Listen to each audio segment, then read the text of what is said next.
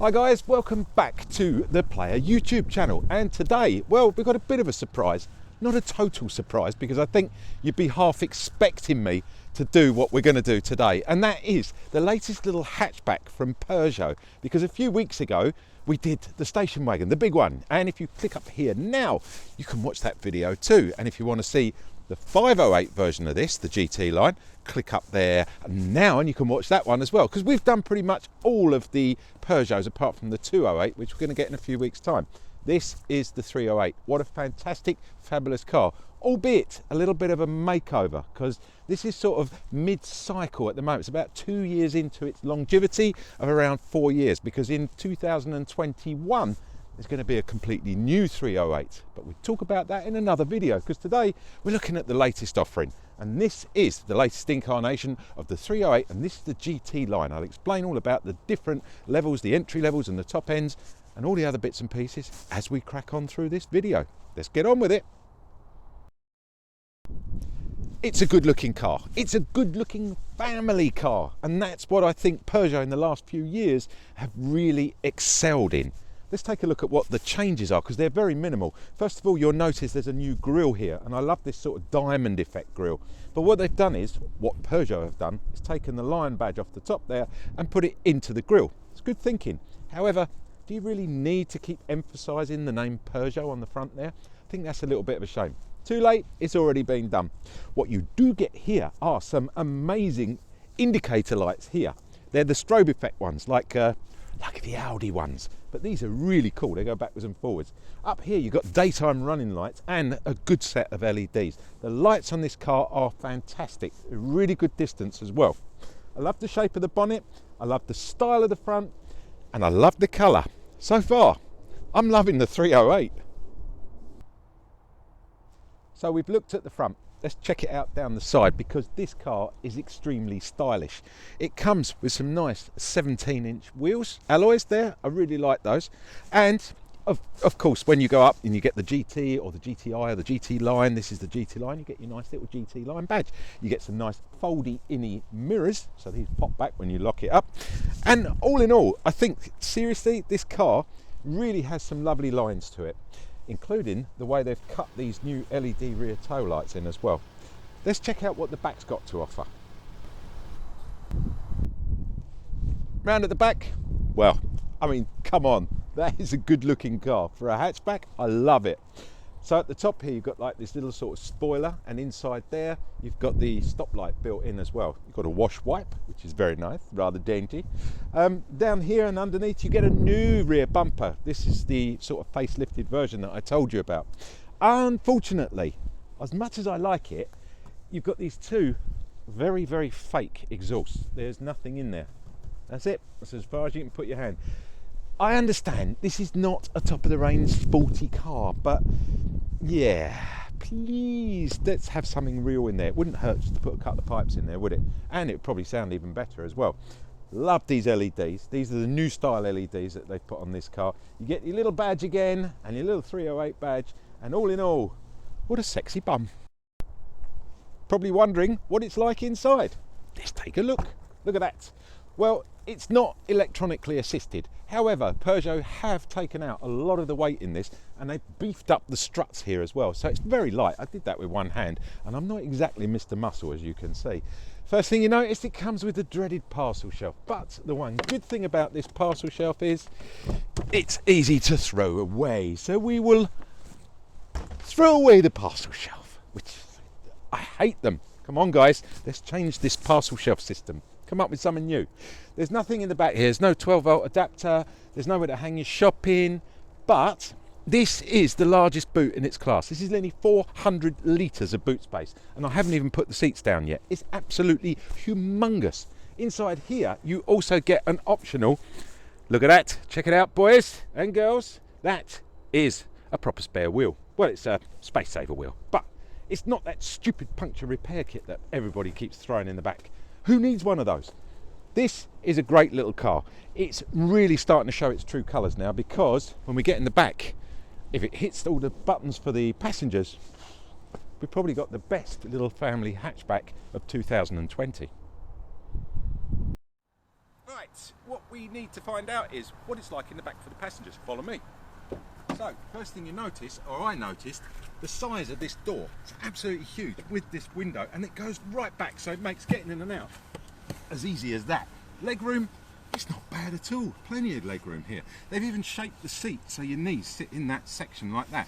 You get like a little padded thing here to put a laptop or an iPad or something, but that's about all it's going to be used for.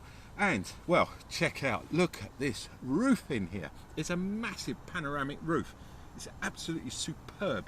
All the light that's flooding in here as well. Oh, by the way, the windows are tinted at the back here, so during the summer should keep you a little bit cool, because unfortunately, and this is a bit of an unfortunate one, there's no independent rear heating controls. There are no USBs in the back for those kiddywinks in the back that want to charge their bits and pieces. There's, you know, it's a bit of a shame that. There is, however, something here. I don't know what that does, but maybe you can sort of purchase or add on bits and pieces that go in here.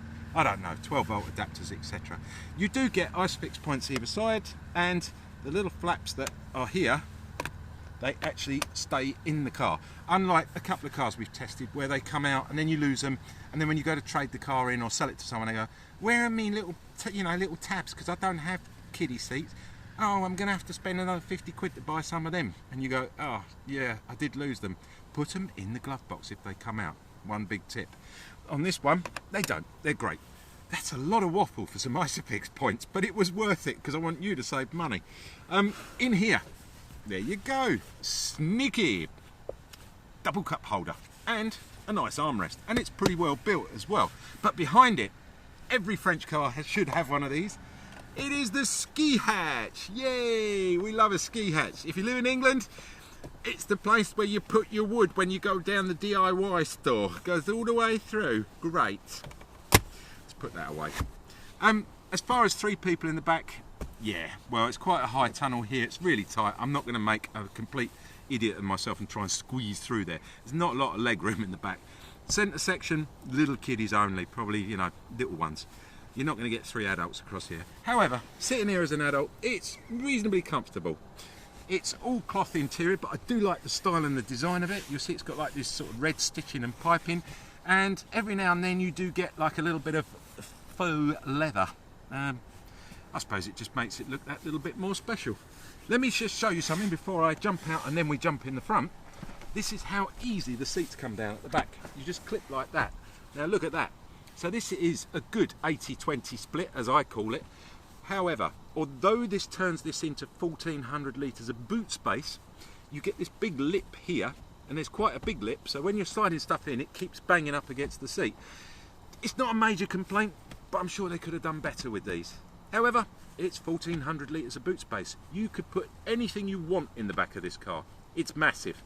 Let's get in the front. Let's check it out for the driver. We need to know before we give this our thumbs up. Here we are, up front in the Peugeot 308. A little bit of an awkward seating position. However, it's easy for me to show you. First thing you notice is the new Peugeot steering wheel. Absolutely love this wheel. Look how small and cute it is. It's like a proper little sporty steering wheel, and I love the little stitching on it, and it's got such a nice feel to it. Great shape. Well done, Peugeot. Love this steering wheel. Very minimalistic. If you check out over here, guys, it is super minimalistic. There is nothing here. Everything is reliant on this screen. And the reason I haven't turned the car on yet is I want you to see the glare and the reflection of this sort of matte TFT screen. It's absolutely horrendous, look. And when the sun's coming in through that panoramic roof, you cannot see a thing. Now, for a car that is totally electronically reliant on everything on this screen, that is a bad no-no. Unfortunately, it's not going to work. The car isn't keyless. It's a proper key, so we have to put that in. And it will just start without you putting a foot on the brake or on any other thing. So that's okay, we like that. And the dashboard is very, again, minimal, very basic, but neat and tidy. So we've come up, let's talk about the functions on the actual, it's a 9.7 inch screen, which is very nice. Now, luckily, because it's getting a bit darker, you can see everything. So we've got a DAB radio. The car also comes with Apple Play and comes with Android mirroring as standard. So you have to plug it in, so we'll talk about that in a second. You get sat-nav as standard as well, so it's just a touch over there. You get your car multifunction, so you can start setting all the bits up and pieces that you want on here. You also get the Peugeot app, which when you download it, there's a lot more bits and pieces you can do. And this one has the telephone connection as well, which is great. We love all that. Bluetooth, and you can play all your tunes and whatever you want to do. Over here on the steering wheel, well, you've got your telephone listings situation here. You can do that. You click that and move that up and down, and it starts to change the stations and do all things and pieces. We love that. Over the far side here, in what is normally your sort of windscreen wiper stick, on the end, for those that don't know, when you first buy one of these, if you push the button there, you'll see it will come up with your, basically gives you all your sort of onboard computer information. It's telling me the doors are open, 192 miles of fuel, there we go, we've been getting 38.6 to the gallon, which isn't bad. You'll also notice, being a French car, the tachometer, or rev meter, as we call it in the UK, goes backwards. But we like that, it's different, isn't it? On the left hand side here, we have the volume control. You also have a volume control over here in the middle as well. Again, as you can see, very minimalistic. You've got the sort of front windscreen heater and the rear windscreen heater, recirculate, and that's your lock and unlock button. I have on this gear shift here is a manual button, because behind the wheel here, guess what? You've got some paddles. So if you want to be a little racing driver, a mummy racing driver, for example, or a daddy racing driver, you've got your paddles, so you can go up and down and put it in manual. How lovely is that? 3 different modes. When you start the car, it starts in normal mode. Down here, you'll see the mode button. I didn't notice it for a couple of days. If you push down like that, little light comes up. That's your sport button, and that really does make a bit of a difference. The whole thing starts to tighten up. Steering gets a little bit heavier. The shock absorbers start to tighten up a little bit, and you get more revs out of the engine. It actually starts to sound quite nice. I love it. And then you've got the eco button down there. So there you go, simple as, just little buttons backwards and forwards. And that's the whole thing about the 308. It's been set up so minimalistic. It's just so easy to use. This is where I started to think to myself, maybe this car is built for a single mum or a single dad. Because when I open this to find the cup holders, yeah, look, one cup holder, just the one. And you can't get anything in there because it's too tight. You can barely get your hand in there. But what you do get behind it is a 3-level vanity box, or whatever you want to call it. So you can lift that up. That's your normal box in there. But if you lift the top bit, that's one, so that's that height, and then lift it up again. Look at that. That's another one. So if you really want your arm flaying up in the air, and then if you go up one more like that and let go, it flops down again. Super cool. I'm really loving all this. By the way, I didn't show you inside. If you've got a mouse, it would love living in there, because it's about as big as a little mouse house. That's about all it's worth. You wouldn't even get your mobile in there. Anyway, glove box over there. Unfortunately, where they've swapped from the left to the right hand drive, they left the fuse box in there. So the glove box is like half the size of what it should have been, which is a shame. I do love this car, joking apart. It's a really super car to drive. It's super comfortable as well, these seats. Let's get it out on the road and give you the final evaluation on the Peugeot 308. Once you get out on the road in the 308 Peugeot, I don't think you're going to be disappointed. This car is so well put together. It's so much fun to drive, and at the same time, I think given the amount of bits and pieces you get with it as the entry level, it is value for money.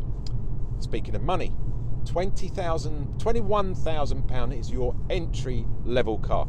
6 different trim lines: Allure, Active, then you go to Tech, then you go to GT line, which is what this car is, then you go to GT, and then you go to that all important top of the range, all singing and dancing GTI, just like the old days. Fabulous car, GTI, Peugeot GTI, such a name buster, that's what I call it. So the range between 21 and that GTI, around 30,000 UK pounds.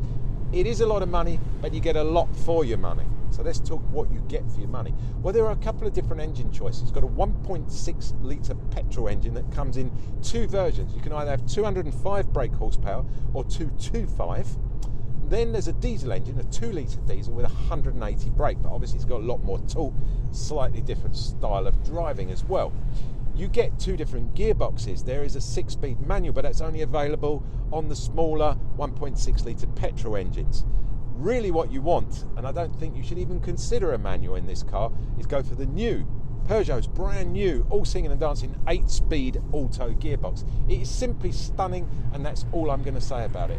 It is just perfect, seamless. All Peugeots now come with Peugeot's iCockpit. I love that word, I'll say it again. Peugeots come with iCockpit. we like that. It comes with driver assistance pack, and the iCockpit will give you things like sign recognition, so it will tell you the speed limits. It will come with in-town parking, for example, so you can parallel park if you're not very good at it. There are a number of you out there that probably aren't as best at parking as you could be. Then you have things like auto braking in town as well, so if something runs out in front of you or a cyclist suddenly decides to pop across the middle of the road in front of you, this car will assess whether your brain is quicker or it is quicker, and in most cases the car is quicker, and it'll put the brakes on. Haven't had to test it, fingers crossed. I don't ever want to test it, but it's built in here and it's good. You get high beam, auto high beam, so when you're driving along at night, you leave the high beam on. If you go around a corner and a car comes the other way, it will detect the car is there, and naturally it will dip the beam for you, which is really nice and easy. You also get things like lane departure warning system, so it will keep you within your lane as well, which is really nice. However, it comes with a cruise control, and I say however because that cruise control is nowhere to be seen. Well, it is if you finger around here and you'll feel it. It's underneath here. Now, I don't know if Peugeot did this on purpose, so you're not looking down trying to set your cruise control, or whether it was a complete and utter accident because you can't see it. You have to learn how to use it without seeing it. And I suppose after a while I've got used to it, and you could click the button and get it to work. But whether that was intentional or not, I have no idea, because when you turn the wheel, I can see it now, but I wouldn't be putting the cruise control on as I'm going round a bend or a roundabout. It just seems a little bit illogical, in the words of Captain Spock, Mr. Spock, for those of you old enough to remember who he is. So we've got all these nice safety systems. What's it like to drive? Well, let's start with the economy, because this car is not what I've been told it should do. When I picked this up, I was told it would do between mid-40s to mid-upper 80s, get it guys, 80s to the gallon. Not in a million years. More chance of finding a large pile of rocking horse poo on the road and having to avoid it, because this thing is doing about 35, 36 to the gallon, and I'm not driving it hard, I assure you. If I was belting it up and down, using the paddles, manual, sport mode, all that, I'd expect that. But nah, it really is not a lot of cop, as we say over here in the UK. What is a lot of cop is these lovely seats. They are so beautifully bolstered, you could sit here all day. And the vision, and this massive panoramic roof. The whole thing, to me, it just is value for money. I think it's a great little car. Anyway, let's go back to Andy at Hanbury and see what he says to finish. So there you have it guys, the Peugeot 308, and what can I say, what a lovely car. You've seen around it, you've seen underneath it, you've been in the back of it, you've pretty much done the whole lot. I hope you enjoyed it and made up your evaluation, but don't forget, a test drive is proof in the pudding. Thanks for watching me. Don't forget, like, subscribe and comment, and I'll catch you next week with another car on AJ the Player YouTube channel. Thanks guys, drive safely, catch you later.